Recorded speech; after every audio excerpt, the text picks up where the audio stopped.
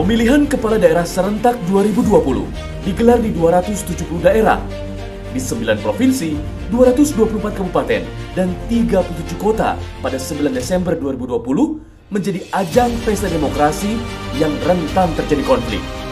Beragam kasus tindak pidana pemilihan serentak kerap terjadi, dari mulai tahap pencalonan, tahap pemungutan suara, hingga tahap rekapitulasi suara.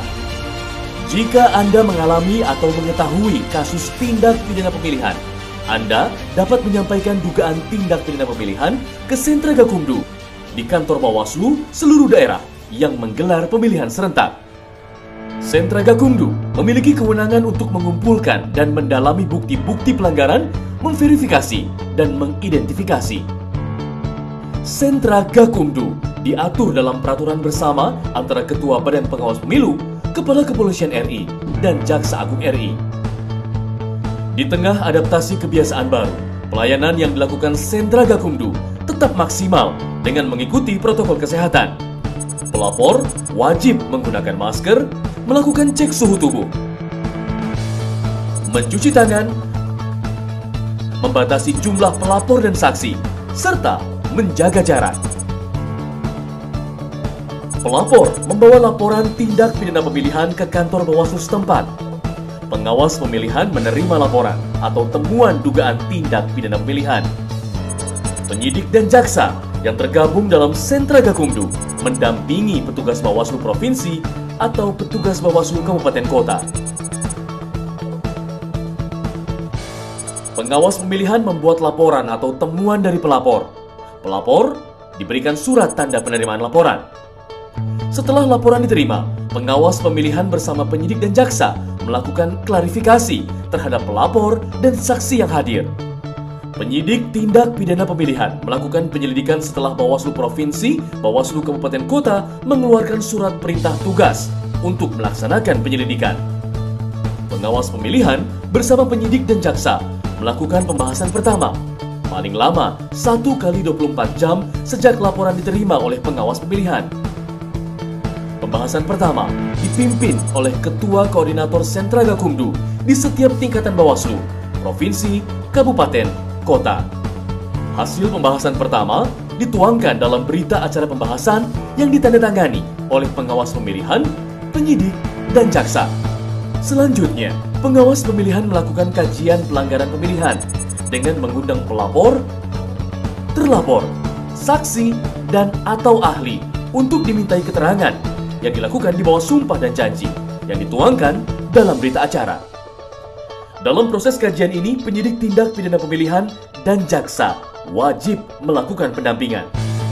Hasil dari proses kajian pelanggaran pemilihan oleh pengawas pemilihan berupa dokumen kajian laporan. Setelah melakukan penyelidikan, penyidik tindak pidana pemilihan membuat laporan hasil penyelidikan. Sentra Gakumdu melakukan pembahasan kedua, paling lambat 5 hari sejak laporan diterima pengawas pemilihan. Pembahasan kedua dipimpin oleh Ketua Koordinator Sentra Gakumdu untuk menentukan laporan atau temuan masuk dalam dugaan tindak pidana pemilihan atau tidak dengan didukung minimal 2 alat bukti. Pembahasan wajib dihadiri oleh pengawas pemilihan, penyidik, dan jaksa untuk membahas kajian pengawas pemilihan dan laporan hasil penyelidikan. Hasil rapat pembahasan kedua ini wajib memutuskan untuk melanjutkan laporan atau temuan ke tahap penyidikan atau menghentikan penanganan laporan atau temuan. Hasil pembahasan kedua dituangkan dalam berita acara pembahasan yang ditandatangani oleh pengawas pemilihan, penyidik, dan jaksa. Kajian dan laporan hasil penyelidikan menjadi dasar pengawas pemilihan memutuskan dalam rapat pleno. Rapat pleno memutuskan laporan atau temuan penanganan pelanggaran dilanjutkan ke tahap penyidikan atau dihentikan. Jika pelanggaran pemilihan ditingkatkan ke tahap penyidikan, pengawas pemilihan meneruskan laporan dan menerbitkan surat perintah tugas kepada penyidik Polri untuk melakukan penyidikan. Laporan atau temuan diteruskan oleh pengawas pemilihan kepada Polri di Sentra Pelayanan Kepolisian Terpadu (SPKT). Penyidik tindak pidana pemilihan melakukan penyidikan setelah diterbitkannya surat pemberitahuan dimulainya penyidikan oleh Koordinator Sentra Gakumdu dari unsur Polri. Penyidik melakukan penyidikan paling lama 14 hari kerja, terhitung sejak penerusan laporan oleh pengawas pemilihan dan atau laporan polisi yang dibuat. Pembahasan ketiga dilakukan selama proses penyidikan berlangsung. Pembahasan ketiga dapat menghasilkan kesimpulan berupa penyerahan berkas perkara kepada penuntut umum. Dituangkan dalam berita acara yang ditandatangani oleh pengawas pemilihan, penyidik, dan jaksa.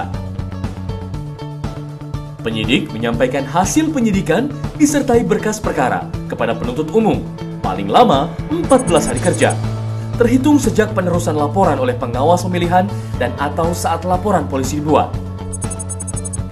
Jika hasil penyidikan belum lengkap, penuntut umum diberikan waktu 3 hari kerja untuk mengembalikan berkas perkara kepada penyidik disertai dengan petunjuk. Penyidik mengembalikan berkas perkara kepada penuntut umum paling lama 3 hari kerja setelah melaksanakan penyidikan tambahan sesuai petunjuk penuntut umum. Penyerahan dan pengembalian hasil penyidikan berupa berkas perkara dilakukan di Sentra Gakumdu. Selanjutnya, penuntut umum membuat rencana dakwaan yang ditandatangani oleh Gakumdu dari unsur kejaksaan sebagai pertimbangan pemberian P21. Setelah berkas dinyatakan lengkap, jaksa mengeluarkan P21. Selanjutnya, berkas perkara beserta surat dakwaan dilimpahkan ke pengadilan negeri paling lama 5 hari kerja. Dalam masa adaptasi kebiasaan baru akibat pandemi COVID-19, persidangan digelar secara jarak jauh atau menggunakan media daring. Setelah putusan pengadilan dibacakan, penuntut umum melaporkan kepada pembina Sentra Gakumdu dari unsur kejaksaan. Sentra Gakumdu melakukan pembahasan paling lama 1 kali 24 jam setelah putusan pengadilan dibacakan untuk menentukan upaya hukum menindaklanjuti putusan pengadilan. Penuntut umum mengajukan banding dan memori banding paling lama 3 hari setelah pembacaan putusan. Sentra Gakumdu berkomitmen menyelesaikan penanganan perkara tindak pidana pemilihan dengan penegakan hukum yang jujur dan adil, serta menjamin sepenuhnya penerapan prinsip demokrasi